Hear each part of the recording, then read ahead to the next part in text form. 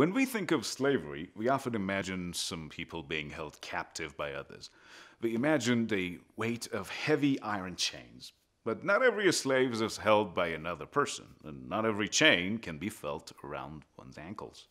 There are chains that make our steps forward labored in life. These chains have different names in different cultures and religions. In Islam, they're called nafs, or ego.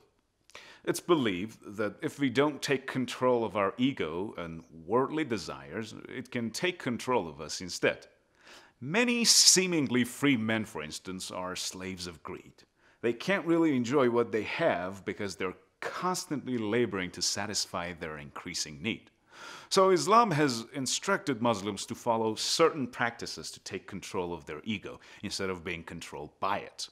Muslims, for instance, are obliged to give a certain portion of their wealth to the needy. Doing so will not only help redistribute money in the society, but it also helps free oneself from being greedy and overly attached to our hard-earned money. Another freeing practice is fasting. During the holy month of Ramadan, Muslims fast. They refrain from eating and drinking and certain other activities for a given period of time. In doing so, they train their ego and learn patience so that they won't be slaves to instant gratification.